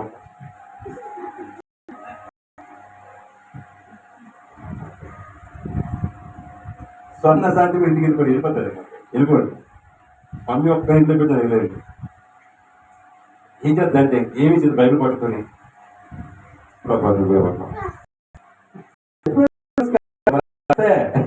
ఎవరు పాస్టర్ గారు చచ్చిపోయారు, ఏదే మనసు అయితే ఒక ఫీలింగ్ ఉంటుంది.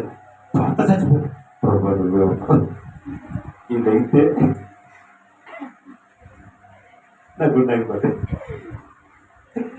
లేకపోతే చూడకుండా ఉండలేదు. ప్రభు ప్రభు ప్రభు ఇదేంటి చెప్పండి, దేనికి చెప్పండి, ధైర్యం కదా. ఇది చేతిలో ఉండే ధైర్యం కాదు, ఇక్కడ ఉండే ధైర్యం. హల్లెలూయా. చేతిలో బైబిల్ పట్టుకొని ఉంటే ధైర్యం కాదు, హృదయంలో వాక్యం ఉన్నప్పుడు ధైర్యం ఉండాలి. చాలా మందికి రోగులైనప్పుడు, జ్వరాలు వచ్చినప్పుడు బైబిల్ తలగడ దగ్గర పెడతాం. తలగడ దగ్గర బైబిల్ పెడితే స్వస్థ వచ్చేదా చెప్పండి. యేసుక్రీస్తు దగ్గరికి కూడా సాతాను వెళ్ళింది ఒకరోజు. ఎప్పుడు? ఆయన బలహీనుడు ఎప్పుడైతే అవుతుందో శారీరకంగా అది గమనించి తను పొంచి ఉన్న సాతాను తన దగ్గరికి వెళ్ళి అంటుంది, నువ్వు దేవుని కుమారుడు కదా అంది. అవును, అయితే ఈ రాళ్ళని రొట్టెలు చేసుకుని తినొచ్చు కదా అంటే వెంటనే కోపం వచ్చింది. ఈ కొండ మీద ఎక్కేది దూకేచ్చు కదా అంటాను. వెంటనే కోపం వచ్చింది. ఇంకా ఏం చేయాలంటే నువ్వు ఇంకా నేను అవకాశం ఇస్తే ఇంకా మాట్లాడలేవు నువ్వు అంతే. వెంటనే ఇది బాగుంది. మనం ఏం చేద్దాం, కమ్ వెల్కమ్, నువ్వు రాకపోతే నాకు ఆనందం లేదు, నువ్వు వస్తేనే నా ఆనందం. మందు బాబుని గొడవ ఆడితేనే ఆనందం, వేస్తుంటే ఆనందం కాదు. తిట్లో తిడితేనే ఆనందం, కడుపు పొంపోదని తిడితే కదా.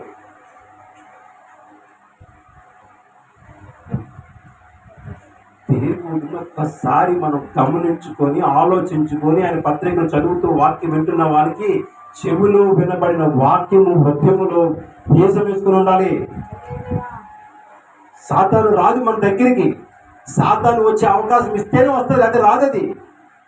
దానికి ఎప్పుడు అవకాశం ఇస్తామంటే మన బలహీనత ఎక్కడుందో చూసుకొని వస్తాడు మన దగ్గరికి. ఇదిగో నువ్వు ఈయన్ని బలహీనపరచాలి అని వస్తాడు. నాకు ఈ మధ్యకాలం విపరీతం ఆకలిస్తుందండి. నేను ముందే చెప్పాను, మామూలు ఆకలి అయిపోయింది. కట్టుకుని 4-5 నెలలు ఆకలి లేదు. నాకు అక్కడ చచ్చిపోయిన పలుగు తీసేవాడు. ఏది పెడితే గుడ్లు పెడితే గుడ్లు, చేపలు పెడితే చేపలు, మాంసం పెడితే బిర్యానీ పలుగులు కుక్కేసేవాడు. నేను ఆకలిసేది కాదు నాకు. మళ్ళీ రాత్రి కుక్కేసి శుభ్రంగా నా లెవెల్ని మంచి కొవ్వుగా గుడ్డు పొట్టేలా తయారు చేసింది లోపల. డాక్టర్ దగ్గరికి వెళ్తే అక్కడ బాగా ఉంది లోపల. ఈ బాడీ మాత్రం పక్కన పెట్టేస్తే లోపల మాత్రం పుష్టిగా కొవ్వు పెరిగిపోయి హ్యాపీగా ఉంది. దాన్ని కరిగించకపోతే ఒకేసారి తప్పడిపోతా ఉన్నాడు. నా బాబోయ్, ఇంత ఉందా అనుకున్నాను. దేవుని మహాత్ములు కూడా రాత్రి భోజనం మానేశారు, మంచిది. లేదంటే మాత్రం కేసీ, సీఎల్ కుమార్ వీరందరూ కలిసి ఇంకా కుక్కి గోరు వస్త్రాలు తయారు ఏమా కదా. ఎప్పుడైతే మానేశానో, రోజు చెప్తున్నాను, ఒక పూట తినడానికి ఇష్టపడుతున్నాను. ఒక పూటకే ఆకలి వేస్తుంది. 4 రోజులు బట్టి అర్ధరాత్రి లేచి నాకు ఆకలి వేస్తుందంటే లేక మా కాష్టం అదే కలిగి ఏమంటే కొద్దిగా మరి పెరుగు కదా, లస్సీ కలిపి చక్కగా కమ్మగుండి తచ్చగా తాగిస్తుంది. ఇప్పుడు లస్సీ నీళ్ళు తెచ్చేవాళ్ళు నాకు. ఇలాగ మన శరీరాన్ని అంటే ఏదో విధంగా దాన్ని బలపరచాలని ఆలోచిస్తున్నాం కదా, దాన్ని సంతోషంగా ఉంచాలని బాధపడుతున్నాం కదా. దానికోసమే కదా ఈ శ్రమలన్నీ. ఈ పొట్ట కోసమే కదండి, కోటి కోసము కోటి విద్యలు. మన బ్రతుకుదనం అంతా కూడా దీని మీద దేవుడు తీసుకొచ్చి దీనికోసం దేనికైనా దిగజారిపడుతున్నాం కదా. కష్టపడుతున్నాం, పనిచేస్తున్నాం, మళ్ళీ దీనికోసం దిగజారిపోతున్నాం. ఎక్కడ ప్రభు మనలో జ్ఞాపకం లేనప్పుడు, ఆయన మన ఉద్యమంలో లేనప్పుడు ఏం చేస్తున్నాం, మర్చిపోతున్నాం. ఆయన్ని మర్చిపోయి మనకు నచ్చినట్టుగా ప్రవర్తించేస్తున్నాం అన్నమాట. అయ్యో, నా వల్ల తీసుకు అవమానం వస్తుందేమో. బాగా అర్థం చేసుకోండి, ఎవరిని విమర్శించలేదు, మాట్లాడలేదు, వాక్యంలో మాట్లాడదు. నా భార్య మీకు అందరికీ తెలుసు, వాళ్ళ అమ్మకి చాలా ఇష్టం అన్నమాట. తల్లి కూతురు వాళ్ళ నాన్నకి చాలా ఇష్టం. అమ్మాయి పాత ఫోటో చూడండి ఎలా ఉంటుంది ఒకసారి. ఫుల్ అంటే మొత్తం పువ్వులు కానీ ఇందాక కూడా పెట్టినప్పుడు ఒకప్పుడు నేను తెస్తే ఆవిడ కొన్ని ప్రత్యేకంగా పువ్వులు తెచ్చుకోవడం ప్రతిరోజు కూడా కనకాంబరాలు, మల్లెపూలు ఖచ్చితంగా ఉంటాయి అన్నమాట. కానీ ఒకటండి, నేను ఎలాగ తిరిగినా మాత్రం నా భార్య అందంగా ఉండాలి, నా పిల్లలు అందంగా ఉండాలి, వాళ్ళు శుభ్రంగా ఉండాలని కోరుకుంటాను. నేను నా కడుపు మార్చుకున్న సార్ వాళ్ళకి మేపడం ప్రయత్నం చేస్తాను. అలాంటిది వాళ్ళ అమ్మ అంతా ఒకసారి పువ్వు పెట్టుకోవడం మానేస్తుంది. నా కోసం పెట్టుకోయాను, నీ కోసం పెట్టుకుంటే ఏమ్మా ఆయన అయిపోదా అమ్మ, నేను అత్యంత పెట్టుకోమ్మా, నేను మానేస్తాను. సరే మాట. వాళ్ళ అమ్మ సంతోషం కోసం బొట్టు పెట్టుకోమని చెప్పేది పెట్టుకునేది కాదు, పూలు పెట్టుకోమని పెట్టుకునేది కాదు. గాజులు కొన్నాళ్ళు ఉంచుకొని నేను తీసే అది ఒక్కటి ఉంచుకోవాలి. దాక కొంత టైం ఉంది కదా, క్రమేపీ నేను కూడా బాధపడి వేస్తలేదు. నాకు ఆల్కది ఏదో నేను ఎక్కడికి వెళ్ళినా నన్ను అడిగాను అనమాట. మా వదిలేదు తెలిసి కదా ఏమో దాన్ని ఏదో తీసుకొచ్చా, నువ్వు తెచ్చిందంటే ఇదేం పక్కలేనా అన్నాడు. నీకు బుద్ధి లేకపోతే మాట బుద్ధి నీకు నువ్వు లేదమ్మా బుద్ధి. మొగుడు చచ్చిపోతే పక్కన కదా, వస్తువులు మొగుడు కావాలి, టైంకి అవసరం లేదు కదా. నా దేవుడు వద్దన్నాడు, తీసేసింది అంతే. తర్వాత కొన్ని రోజులు చెవులు ఉంచుకుంటాం.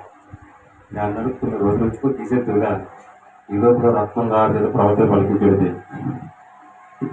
తప్పకుండా ప్రవర్తన పలికిస్తే ఇంకా ఆలోచించి తీసేయాలి. ఆలోచించగా తీసే అంతే అన్నాను, అంతే. ఇంకంటే తీసేసి మంది ఏమి మాట్లాడుతున్నాం చేసుకుంటాను కదా, నీకైతే మేము వేసుకుంటున్నాను. వేసుకుంది కదా కాబట్టి చెప్పారు. వేసుకోలేదు దాని గురించి చెప్పండి సార్ మీరు. హల్లెలూయా. వేసుకోవడం గొప్ప కాదు, క్రీస్తును ధరించిన వారు క్రీస్తును పోలి ఉండాలని చెప్పారు కదా, దాని గురించి మాట్లాడండి. నీ వస్త్రము పరలోక రాజ్యం తీసుకెళ్తూ, నీ బంగారు పరలోక రాజ్యం తీసుకెళ్తూ, నువ్వు వేసుకున్న చెప్పులు కానీ ఏమి తీసుకెళ్ళవు. ఒక సహోదరి మాట్లాడుతుంది, ఒక షాప్కి వెళ్ళాను, మంచి క్యాషియర్, 3 లక్షల రూపాయలు విత్డ్రా చేయడానికి వెళ్ళాను. వెళ్ళిన తర్వాత ఆమె ధైర్యం చాలన్నమాట. అంత డబ్బు నేను కాలేను, కొద్దిగా నాకు హెల్ప్ చేయని చెప్తే వెళ్ళాను. వెళ్ళిన తర్వాత 3 లక్షల రూపాయలు బ్యాంకులో క్యాష్ పెట్టుకుని బయటకు వచ్చిన తర్వాత అతను బ్యాగులో వేస్తూ అతను అన్నమాట వేసుకుంది. నా చెప్పులు చూసావా? ఏమమ్మా అని. అందరి చెప్పులాగా నా చెప్పులు అని తెలుసా? ఎంత 6,000 రూపాయలు నెత్తి పెట్టుకోవాలి. 6,000 రూపాయలు చెప్పులు నెత్తి పెట్టుకోమా, అసలు కింద నా చెప్పులు అని తెలుసా? 3,50,000 రూపాయలు కింద నడుపుతున్నాయి. నీ చెప్పులు ఎంత? 6,000 రూపాయలు. ఎక్కడ నడుపుతున్నాయి? నాతో పాటు మట్టే తొక్కి, నాతో పాటు పేడే తొక్కి తెలుసుకోవడానికి అనుకోండి. దేనికి 6,000 రూపాయలు చెప్పులు? నీకు చెప్పు గొప్ప కోసమా? అంతేనా? గొప్ప కోసమే కదా. ఈ చెప్పులు ఆ చెప్పులే. హల్లెలూయా. ఏ చెప్పులైనా అంటాడు మోషేత్తరు, నీ చెప్పులు బయట పెట్టి వాళ్ళకి రా. హల్లెలూయా. అప్పుడు నీ చెప్పులు చర్మంతో కొట్టబడిన చెప్పులు ఆ రోజుల్లో నా చెప్పులు. తర్వాత టైర్ చెప్పులు వచ్చి, చాలా మంది టైర్ చెప్పు తెలుసామా? లారీ టైర్ చెప్పులు కుట్టుకునే రుసులో ఇంకా పల్లెటూరులో చాలా మంది వేసుకుంటారు. తెలుసామా లేయమ్మ గారు? మీకు తెలియదు కదా. అమ్మ మీకు తెలుసామా? అన్నవరం రాజమండ్రిలో కూడా తిరుగుతుంది. టైర్ చెప్పులు చూసారా? టైర్తో చెప్పులు ఉంటే రుసులో చూడలేదా? మీ అంతగా నేను పెద్దవాళ్ళం అయితే నువ్వు చూసావు, నేను అన్నీ చూసేసావు కదా, చూడలేదు. అదే మీరు టైర్తో కూడా చెప్పులు కూడా బేగా అరిగిపోయాయి కాదు. అది మందం ఉండేది కదా, ఆ మందాన్ని బట్టి అంత మందం ఉంటే ఈ రైతులు పనిచేసినప్పుడు బేగా పాడవు, నీటిలోకి వెళ్ళా పాడవు అనమాట. అవి కూడా చెప్పులు కుడుతున్నాయి. తర్వాత లెదర్ వచ్చి, తర్వాత ఫ్యాషన్ వచ్చి, తర్వాత పొట్టలు కొద్దిగా హైవీల్స్ వచ్చాయి, పొడవలు కొద్దిగా పొట్టు చెప్పులు వచ్చాయి, ఏమో ఇలా రకరకాల చెప్పులు వచ్చాయి. ఎవరికి నచ్చిన కొనుక్కున్నవి కాళ్ళకి వేసుకోవాలి. ఎప్పుడైతే రత్నం గారు మాట అన్నారు, పాస్టర్ గారు నాకు చూసాను, ఆలోచించుకొని తీసే ఏమైంది, మనకు పోయే కాలమే కదా. ఇప్పుడు 16 బాలకుమారి నువ్వు కాదు, 18 ఏళ్ళ బాలకుమారి ఏమి కాదు కదా. తీసే పర్వాలేదు, దేవుడి కోసం తీసేయమా. ఇప్పుడు ఆ ఏమో తీసేయడంతో ఆ ఏమో పేరు మార్చబడిందా? చెప్పండి. ఆ ఏమో వస్త్రము తప్పించి అవయవాల్లో ఉన్న ఆ యొక్క రింగులు, పోగులు, లేకపోతే గాజులు, పట్టీలు, ఆ మట్లతో పడి పిల్లలు లేవండి, పిల్లలు కొడుకురాలండి, పిల్లలు అక్కడ పేరు పిల్లేలు అనమాట. పిల్లేలు అంటే ఒక ఫస్ట్ పూర్వం మట్లే ఉంది, తర్వాత పిల్లలు వచ్చాయి, తర్వాత మనవలేళ్ళు వచ్చాయి. ఇప్పుడు పాప కొన్ని కాలు చూస్తే 4 ఏళ్ళు కొంటారు. ఇదేంటో చిలక చూసుకోవాలో అనుకుంటాను నేను. చిలక చూసి చెప్పిన 5 చేతులకు 10 ఉగ్రాలు ఉంటాయి. ఇది బాగా 10, ఇది బాగా 10. ఏదంటే డబ్బు సూపర్ దండేసుకుంటాడు. ఆడు జాతకం ఆడికి తెలియదు, మన దగ్గర పోతాడు. ఆడు నా చిలక చెప్తుందంటే ఆడికి ఆడు మోకం, ఆడ చిలక అడుగు చెప్పదా? మన బ్రహ్మ. నాకు ఒక సోదరు వచ్చింది, మీకోసం జ్యోతిషం చెప్తానండి. నేను మంచి వయసులో ఉన్నా, ఇంకా దేవుడి సేవలో రాలేదండి. నేను మంచి వయసులో ఉన్నాను. అమ్మాయి కొట్టది, ఎక్కడది? మన భద్రాచలం అమ్మాయి. ఇక్కడే పాతగోజాలు ఎడుతారు గ్యాంగ్ అంటాను. శుభ్రం పడుకొని వచ్చింది. ఆ ఎంత తగిలేస్తుంది, సత్రంలో కూర్చుంటుంది, టీవీ కాలంలో వచ్చి కూర్చుంటుంది. ఏమండి మీకు నేను జ్యోతిషం చెప్తాను, చెప్పమ్మా అన్న. చూసి డబ్బు నాకు లేవమ్మా అన్న. ఎంత 5 రూపాయలు ఇవ్వండి. అదే డబ్బులు 5 రూపాయలు పడేది. అయితే పనులు చెప్తానండి, చెప్పమ్మా అన్న. చూసింది. ఏమండి మీకు 2 భార్యలు? చూసి చూడగా నాకు 2 భార్యలా? నిజమా అన్నాడు. నిజమేనండి. ఇప్పుడు నాకు ఒకరితే ఉందమ్మా, 2 దగ్గర వచ్చేద్దామని అడిగాను. అదేంటి అడగంటారండి, నీ మోకం దేవుడు నాకు రాయాలి, నువ్వు రాయడు, నీ రాత నీకే తెలియదు. నీ మోకం నీకు అంత రాత్రి తిరుగుతావు ఎండలోని. నాకు 2 భార్యలు అంటే పొంగించేదామని ఇక ఇద్దరు భార్యలు పొంగిపోయి అమ్మ బాగా చెప్తున్నావు కదా జ్యోతిష్ ఏంటి ఇంకో 10 రూపాయలు చేస్తున్నావు కదా పాపం నువ్వు వచ్చేస్తావని చెప్పి భార్యగా అమ్మ బాబాయ్ నేను ఒక్కసారి పొరపాటు మాట జరిగితే మంచి మాట చెప్పు, లేకపోతే లేదు. 5 రూపాయలు అడుక్కొని తీసుకో, తప్పులేదు. వాళ్ళు చెప్పి తీసుకో. ఈరోజు మనము చాలా ఒకవేళ పునరుత్థానం సిద్ధపడి ఉండండి. ఎప్పుడు పునరుత్థానము? ఈరోజు చెప్పనా? ఈరోజు యేసుప్రభు పునరుత్థానం మందకట్టారు. మనకు పునరుత్థానం గర్వించుకొని ప్రతి ఒక్కరు కూడా నేను కూడా ఆ లేపబడిన వారితో సమానంగా లేగాలి, లేచిన యేసుక్రీస్తు నేను చూడాలి. నా ముందు అనేక మంది భక్తులు శ్రమను అనుభవించిన ప్రతి భక్తులతో పాటు నేను కూడా అక్కడ వాళ్ళతో ఉండాలి అని కోరిక కలిగిన వాడు మాత్రమే తన పొరపాట్లు సరి చేసుకోగలుగుతాడు. ఈరోజు నా ఆరోగ్యం నిమిత్తం నేను చాలా కేర్ తీసుకుంటున్నాను కనుకనే మీరు ఏది పెట్టినా తినలేదు. ఎందుకు? నేను ఆరోగ్యం పాడవుతుంది. కనుక ఆత్మను పాడు చేసేది చూసారా, దాని వైపు వెళ్ళేమనుకోండి పరలోకాన్ని కోల్పోదు. కనుక ఆత్మను పాడు చేసే ప్రతి దానిని కూడా మీరు దూరంగా ఉండే ప్రయత్నం చేయండి. ఒకవేళ మీ ప్రార్థన మార్చబడలేదా, మోకరించండి, ప్రార్థన చేయండి, కన్నీళ్ళు కార్చండి. ఏదో రోజు దేవుడు మారు మనసిచ్చి వాళ్ళే చెప్తారు పద వెళ్దాం అంటారు. నన్ను అడిగా ఆ సాక్ష్యాలు ఉన్నాయి సంఘంలో చాలా మంది ఎవరు లేవమ్మా. తుదురుగా చెప్పలేదా? సన్న చెప్పలేదేమన్నా చెప్పండి. సాక్ష్యాలు ఉన్నాయి, మీకు లేదా? సాక్ష్యం ఉన్నాయి. కానీ మోకరించినది బతికించి, దేవుడితో మాట్లాడేది బతికించి, పునరుద్ధానికి ఇప్పుడు చచ్చిపోతే మనం అంటాం అప్ప ఈ బాధ భరించలేకపోతే దేవుడు తీసుకెళ్ళిపోతే బాగుండేటంటే దేవుడు ఏమైనా ఖాళీ కూర్చోడం మన కోసం రెడీగా కూర్చొని రామ్మా నీవు తప్ప పరలోక రాజ్యంలో సింహాసనం కూర్చోలేకపోతున్నావు, కొద్దిగా లావుగా బుద్ధిగా ఉన్నావు, ఆ రాజ్య పరిపాలన చేయలేకపోతున్నావు, వచ్చి కూర్చుంటే నా రాజ్యాన్ని నడిపిస్తావు తల్లి అని ఎదురు చూడలేదు మన కోసం. చెప్పండి. చక్కెర గ్రంథంలో మాట ఉంది, చక్కెర మాట. ఈ మధ్యకాల సమయంలో మంచి అద్భుతమైన భక్తులు చాలా బాగా మాట్లాడారు. మరణించిన వారి యొక్క ఆత్మ పరలోక రాజ్యంలో ఉన్న సింహాసనం కింద గొర్రె పిల్ల రక్తముతో అమర్చబడిన సింహాసనం కింద కూర్చొని అది ఎక్కడికి వెళ్ళిపోయింది? సింహాసనం కింద కూర్చొని ఉంది అని ప్రవీణ్ పగడాలకు చెప్తున్నాయి. ఈరోజు ప్రవీణ్ పగడాలుగా చనిపోయేది కదా, ఆయన ఇప్పుడు ఎక్కడున్నారు తెలుసా?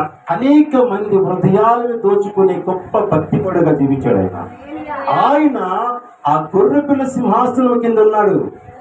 ఆయన ఎప్పుడు వస్తాడట? మళ్ళీ వీళ్ళందరి కొరకు ఇంకా కొంతమంది ఉన్నారు భూలోకంలో, ఇంకా కొంతమంది ఉన్నారు, వాళ్ళు కూడా అక్కడ చేర్చబడిన తర్వాత అప్పుడు వీళ్ళందరూ సింహాసనం కింద నుంచి బయటకు వస్తారట. హల్లెలూయా. ఇప్పుడు మనం చచ్చిపోయినా ఎదురుకెళ్ళాం, మనం కిందనే ఉంటాం పరిశుద్ధంగా జీవిస్తే. లేదంటే ఇంకా కిందనే ఉంటాం. ఎక్కడ ఉంటామా? ఇంకా కింద ఉంటాం. కనుక మన బ్రతుకు తెలుగులో ఏమైనా పొరపాట్లు ఉంటే దయచేసి సరి చేసుకోండి. మన జీవితాన్ని మనమే కట్టుకోవాలి, మన ఆత్మీయ జీవితాన్ని మనమే కాపాడుకోవాలి. దీనికి ఎవ్వరు కూడా ఒత్తరేవారు కాదు, ఎవరు కూడా చెడిపోమని చెప్పరు, ఎవరు పాడైపోమని చెప్పరు, మంచి మార్గాన్ని నడవమని చెప్తారు. చెప్పిన ప్రతి మాట కూడా ప్రభు యేసుక్రీస్తు వారు మాట్లాడిన మాట కానీ భక్తుల మాటలు కానీ మీ హృదయాన్ని తాకగలిగినప్పుడు మనకు మనం సరి చేసుకొని మన జీవితాలు కట్టుకోగలిగితే ఆ దేవుని రాజ్యంలో పునరుత్థానం మనకు సరికూర్చగలిగే అవకాశం ఉంటుంది. లేదు అనుకుంటే మన జీవితం ఎక్కడ ఉంటుందో మనకే తెలియదు. పిల్లల మనకు ప్రతి ఒక్కరు దేవుని యొక్క భయభక్తులు కలిగి ఉంది. ఆయన లేచినట్టుగా మనము కూడా లేవాలని తప్పన కలిగి ఉండాలి, ఆసక్తి కలిగి ఉండాలి, దేవుని మాటలు హృదయంలో దాచుతూ ఉండాలి.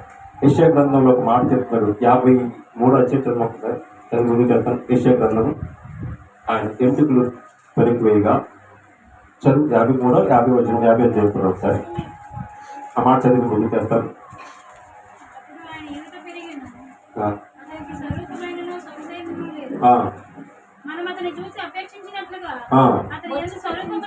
ఆయన స్వరూపము లేదు, ఆయన తృణీకరించబడిన వాడు. అదేనా 50 అధ్యాయం 5వ వచనం. ప్రభువకు యెహోవా ఇప్పుడు వరకు మీ చెవికి వినిబుద్ధి పుట్టిన వాళ్ళందరూ ఆమె చెప్పండి. గట్టిగా అదే చెప్పండి. ఎంతవరకు వాక్యం వినవాళ్ళు అదే చెప్పండి. హల్లెలూయా. అక్కడ దేవుడు మాట్లాడుతున్న మాట చూద్దాం. ప్రభు అయిన యెహోవా నా చెవికి వినికుడు బుద్ధి కలుగు చేయగా నేను ఆయన మీద తిరుగుబాటు చేయలేదు. నేను ఆయన చెప్పిన మాట వినకుండా వ్యతిరేకంగా ప్రవర్తించలేదు. తిరుగుబాటు నేను తొలగిపోలేదు. వినకుండా నేను తొలగిపోలేదు. కొట్టు వారికి నా వీపు కొట్టు వారికి నా వీపును అప్పగించి తిని వెంట్రుకలు పెరిగి వారికి నా వెంట్రుకలు పెరుగు వారికి నా చెంపలు అప్పగించి తిని ఉమ్మి వేయ వారికి అవమానపరిచి వారికి ఉమ్ము వేయిన వారికి అవమానపరిచిన వారికి నా ముఖము నా దాచుకొనలేదు. ముఖమును దాచుకోలేదు. ప్రభువైన యెహోవా ప్రభువైన యెహోవా నాకు సహాయం చేయవాడు నాకు సహాయము చేయవాడు. కనుక నేను సిగ్గుపడలేదు. ఏంటంటే ఎందుకు సిగ్గుపడలేదు దేవుడు చెప్పండి. ఎంత మంది అయితే ఆయన హింసించారో, బాధించారో, ఇబ్బంది పెట్టారో, బాధపరిచారో వాళ్ళందరూ సంతోషపడుతున్నారు, కానీ ఈయన మాత్రం ఆనందం అనిపిస్తుంది. బాధలోని ఆయన డైరెక్ట్గా నేరుగా పరలోక రాజ్యాన్ని ఏ అడ్డు లేకుండా మన సింహాసనంలో వెళ్ళిపోయాడు. చూడండి, ఇప్పుడు ఆయన హింసించిన వారు, బాధించిన వారు ఎవరైనా వెళ్ళగలరా? ఎవ్వరూ వెళ్ళలేదు. వెళ్తారా చెప్పండి? వెళ్ళగలరా? వెళ్ళలేదు. ఈరోజు మనమైన అంతే. ఆయన బాధపడుతున్న మనం గమనించుకొని పరిశుద్ధమైన యేసుని నమ్ముకొని ఆయన బాధపడుతున్నాము. మీ భర్తను బాధపెడుతున్నారు, ఎంత బాధపడుతుంటారో. మీ పిల్లలు బాధపెట్టినప్పుడు ఎంతోసారి ఉద్యమంలో నొచ్చుకుంటారు. అయ్యో నాకు ఎదుర్కెళ్ళగా తల మూసుకొని ప్రార్థన చేస్తున్నాను. ఇదిగో ప్రభావం నిజమేనయ్యా, మీరు భూలోకానికి వచ్చింది మా కొరకు. ఇదిగో మట్టి వారు మీరు, ఇదిగో మీ రాజ్యానికి వారసత్వం పొందుకునే వారిగా మనం తయారు చేయలేదు. మట్టిని మట్టిలో విడిచిపెట్టిన నా ఆత్మను యొక్క శరీరం తీసుకుంటానని మీరు చేస్తున్న ప్రతి ప్రయత్నం లేఖనం విరుద్ధముగా లేదు. లేఖనంతో రాయబడిన మాట నేను చదివించున్నాను, దాన్ని అనుసరించి దాన్ని ఆచరించి ఉన్నాను, దాని భావాలు తెలియజేస్తున్నాను. ఇదిగో తన ఈ సమయంలో విన్నబడిన ప్రభావ తన నేను రేపు పెళ్ళిగా ఎవరమైన ప్రభావం మరణించవలసిన కలిగి ఇదిగో మేము మరణించినప్పుడు కూడా మీ రాజ్యాన్ని చూడాలని ఆశ కలిగి ఉంటాను. సిలువలో ఏలాడబడిన వ్యక్తి మాట్లాడుతున్నాను. ఈ రాజ్యంలో నన్ను జ్ఞాపకం చేస్తున్నట్టు ఇప్పుడైనా రాజ్యంలో ఉంటామన్నమాట అనుకుంటున్నాను. ఇదిగో తన అటువంటి మారు మనసు మాకు కలిగించి ఆ మారు మనసుతోనే బ్రతికే బాధ్యత వచ్చి ఇంకా ప్రభావం శరీర మనసు కలిగి జీవిస్తే అపవిత్రమైన పనులు చేసుకుంటూ ఉంటే ప్రభావం ఆ యొక్క ఆత్మను నశింపజేస్తాను వైపు మళ్ళిస్తూ ఇదిగో దాన్ని మేము నరకానికి వెళ్తామని లేఖలు సెలవిస్తుంది. అయినా ఇదిగో పునరుత్థానం గురించి కానీ, క్రీస్తు జన్మదినం గురించి కానీ, క్రీస్తు జన్మదినం గురించి కానీ ఎన్ని మాట్లాడుతున్న ప్రభావ తరగని మాటలు లేదు. ఇదిగో తన చక్కని వాక్యం బట్టి, ఇదిగో మంచి మాటలు బట్టి నగదును భద్రపరుచుకొని అందరూ సంతోషంతో ఆనందంతో మరొక దినం మేము జ్ఞాపకం చేసుకుని సరదాన్ని ప్రార్థించారు. మీ కొరకు ప్రత్యేక బిడ్డలందరూ ప్రభావ తను వచ్చి వేసుకున్న ప్రభావ ఇవి ఏర్పరచబడి ఒక ప్రభుత్వ తాగిన సంతోషంగా ఆదరించిన మాత్రం సంతోషం కూడా ప్రార్థించారు. ఘనతమైన మా ప్రభావం మీరు పొందుతాము. యేసుక్రీస్తు పుణ్యనామాల తెలుగుతో ఆమె సురక్ష సంపాదించి తెలిసించండి. నాకు పడుతున్నా పాట పాడుతున్నా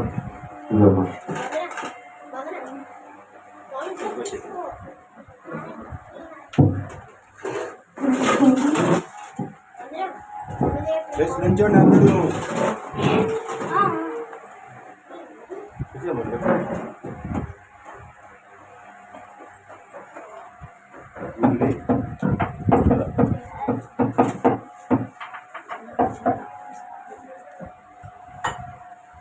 దేవుని స్తోత్రం.